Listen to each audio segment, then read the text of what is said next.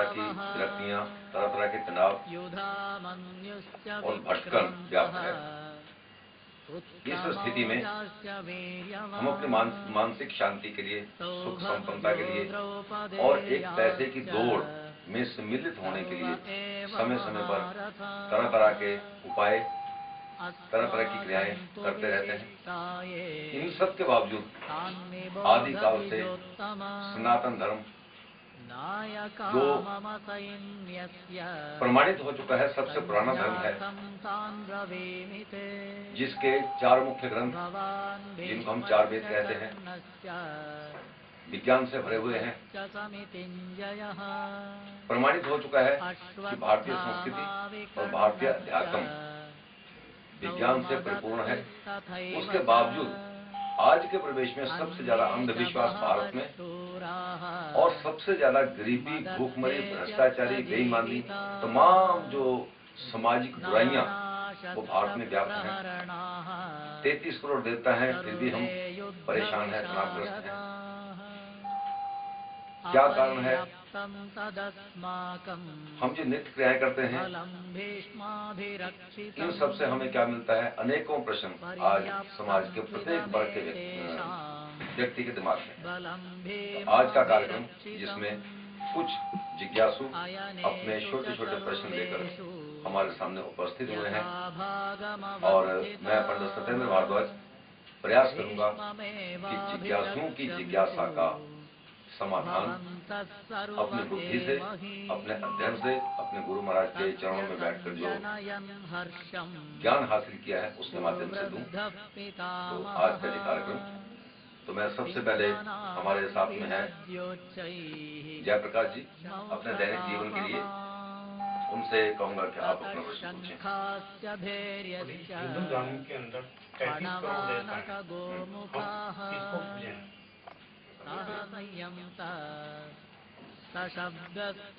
पूजा करने वाला व्यक्ति सोचता है कि अगर मैं चीनी का एक एक दाना भी 33 करोड़ देवताओं को देना चाहूं तो शायद ना हो सक्षम। और दूसरी बात, उसका एक और कारण भी है कि भारत में, तमाम हिंदू समाज में शायद किसी व्यक्ति को 33 करोड़ देवताओं के नाम याद नहीं। इन विकट परिस्थितियों में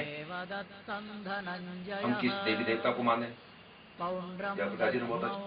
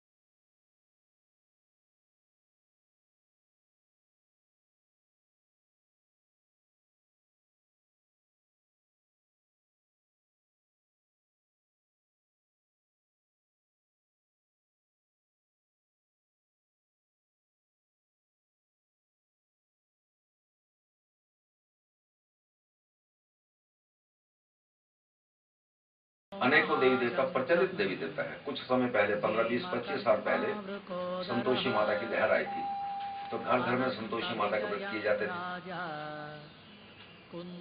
समय समय पर कुछ देवताओं का अधिक पूजा जाना, ये एक लहर के, एक हवा के अनुरूप चलता है। उसके बावजूद कोमल में ब्रह्मा जी हैं, विष्णु हैं, भगवान शिव हैं, राम हैं, कृष्ण हैं, माँ भगवती हैं, हनुमान जी हैं, अनेकों देवी देवता हैं।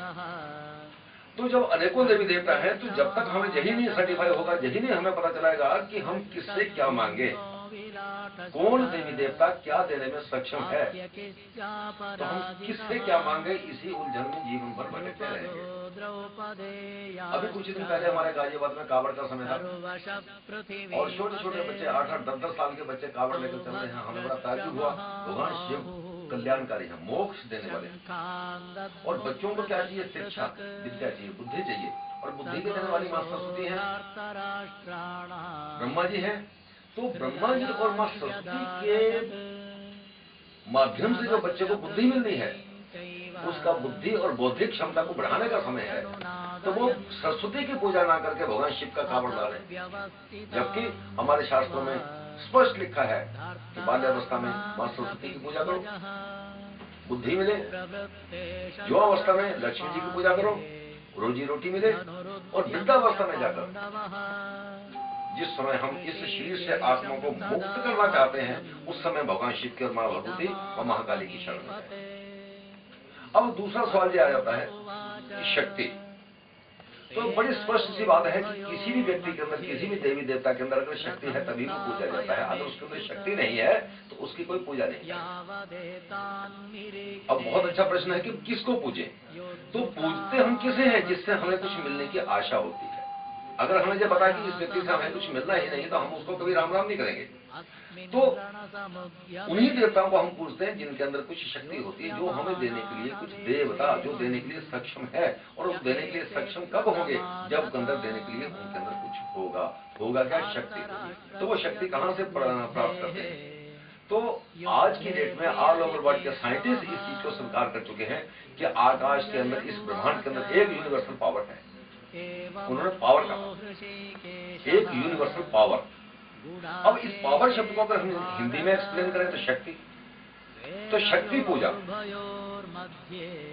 वो शक्ति, वो एक यूनिवर्सल पावर जिससे सभी देवी देवता थोड़ी थोड़ी पावर लेकर हमें सुख में जीवन देने के लिए सक्षम हुए हैं, वो है आदिशक्ति। जिसका कोई प्रारूप नहीं है, जिसका कोई नाम नहीं है, प्रारूप नहीं है, आधार चाहिए, उसे नारी का रूप दीजिए। नाम नहीं है, कहीं तो संबोधन के लिए कुछ नाम चाहिए, उसके लिए मां का नाम दे दिया, क्योंकि मां का रिश्ता सबसे प्यारा रिश्ता होता है। और उस यूनिवर्सल पावर, उस अपार शक्ति के पुंज का नाम कोई नाम, ना कोई उसका आकार, निराकार शक्ति, उसको हमने नारी का रूप दे दिया, मां का नाम दे दिया। और उसी अपार शक्ति से सभी देवी देवता थोड़ी थोड़ी शक्ति देकर हमें कुछ देने में सक्षम होते हैं, इसलिए हम उनकी पूजा करते हैं। और अगर किसी व्यक्ति को इस बात की जानकारी हो जाए कि ये सभी देवी देवता एक अपार शक्ति से ही थोड़ी थोड़ी शक्ति लेकर हमारे द्वारा पूजे जा रहे हैं, और हमें उस शक्ति के बारे में पूर्णतः जानकारी हो जाए, तो फिर हम उस मां भगवती, उस अपार शक्ति, उस यूनिवर्सल पावर की शरण में अपने आप को महसूस करेंगे। और जब हम अपने आप को उस यूनिवर्सल पावर की शरण में महसूस करेंगे, तो हमें और किसी देवी देवता को पूजने की जरूरत नहीं पड़ेगी। उदाहरण के लिए, जब हमारी सीधी प्रधानमंत्री से दोस्ती हो जाएगी, तो हम मंत्रियों संत्रियों को क्यों पूछेंगे? तो मेरे हिसाब से। और दूसरी बात कि जो शक्ति हमारे शरीर के अंदर तीनों रूपों से विद्यमान है, बुद्धि रूप से सरस्वती, साहस रूप से लक्ष्मी, और बाहुबल पावर ऑफ बॉडी के रूप से महाकाली, तीनों रूपों से हमारे शरीर के अंदर विद्यमान है।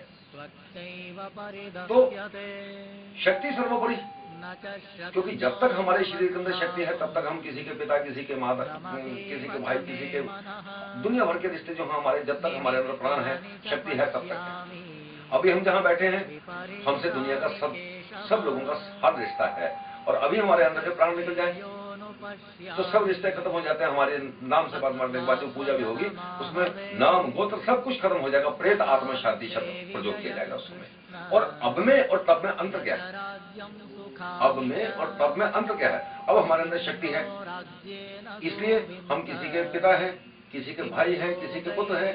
और जिस समय हम शक्ति विहीन हो जाएंगे, तो हम डेड बॉडी हो जाएंगे, किसी के भाई नहीं, किसी के पिता नहीं। वो बच्चे जो हमारे साथ सोते हैं, उन बच्चों को भी हमसे सबसे पहले अलग कर दिया जाएगा कि ये भूत बनकर इसको चिपट ना जाए।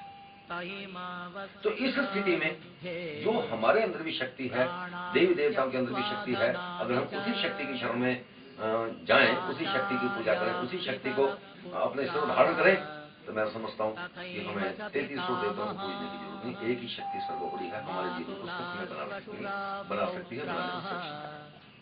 हाँ, आप बताइए। शक्ति पूजा से हमें क्या मिलता है?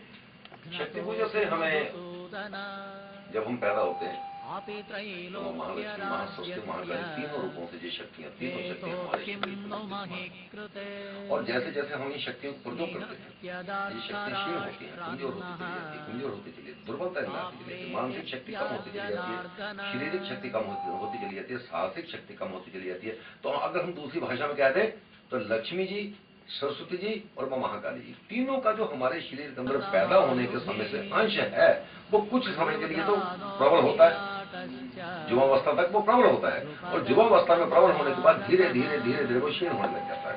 और जब वो पूर्णतः क्षीण हो जाता है, हल्का सा अंश हमारे शरीर के अंदर रह जाता है, और उस अंश को जो शरीर धारण करने के लिए सक्षम नहीं रहता, तो वो शक्ति का अंश भी हमारे शरीर से। तो हमें अपना जीवन, अगर इस दुनिया में अपना जीवन बढ़िया तरीके से, सुखमय तरीके से, रिस्पेक्टेबल, एक सम्मानजनक तरीके से जीना है, तो हमें बौद्धिक शक्ति को बढ़ाना है। हमें मां से प्रार्थना करनी है कि हे मातेश्वरी, आपका जो सरस्वती रूप, सतोगुण रूप जो हमारे बुद्धि के अंदर है, इसका विस्तार। इसी तरीके से रजोगुण रूप, महालक्ष्मी रूप, साहस रूप जो हमारे साहस है, इसका विस्तार हो, हम साहसी हों। तीसरा रूप महाकाली का तमोगुणी शक्ति, पावर ऑफ बॉडी, इसको हम कहेंगे कि दिन बर दिन बढ़े। और जब युवावस्था से हम वृद्धावस्था की तरफ को सरकने लगते हैं, उस समय भी हम मां से यही प्रार्थना करते हैं कि हम जब तक रहें, हमारा शरीर प्रबल रहे, हम अपने हाथों पैरों से चलते हुए हर काम को संपन्न करें। इसीलिए हम रजोगुण, सतोगुण, तमोगुण, मां महालक्ष्मी, महासरस्वती, महाकाली, बुद्धि, साहस और शरीर, इन तीनों शक्तियों की प्रबलता के लिए मां भगवती की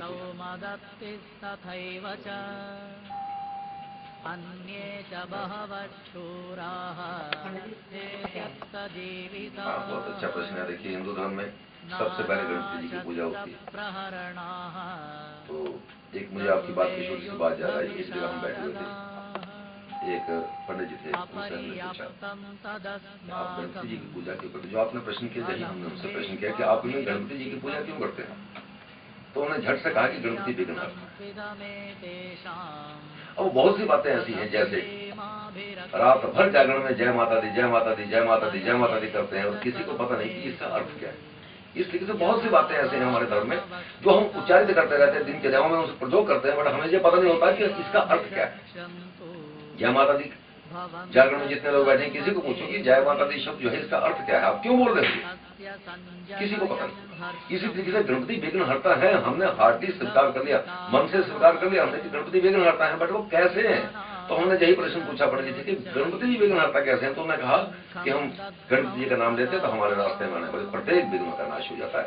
तो हमने कहा कि ये दरवाजा बंद कर दीजिए, आप मंदिर का जो मेन गेट है ये बंद कर दीजिए। अब आप मंदिर से बाहर जाएंगे तो आपके रास्ते में विघ्न क्या है, ये दरवाजा। अब आप सारी रात गणपति जी का बैठकर ध्यान करिए, सारी रात गणपति जी का बैठकर मंत्र का उच्चारण करिए, क्या गणपति जी के मंत्र के उच्चारण से दरवाजा खुल जाएगा? बस कोई उत्तर नहीं। गणपति जी विघ्नहर्ता कैसे? सबसे पहले बात तो गणपति जी का प्रारूप देखिए आप। गणपति जी पीछे लग रहे हैं, लंबी सूंड, अपने नाक को प्रबल रखो, सूंघने की क्षमता हमारे अंदर प्रबल हो। उससे बाद बड़े कान, हम समाज में कब कब क्या क्या बातें हो रही हैं, अगर समाज में रिस्पेक्टेबल तरीके से जीना तो हमें अपने कान बड़े करने पड़ेंगे ताकि हम सब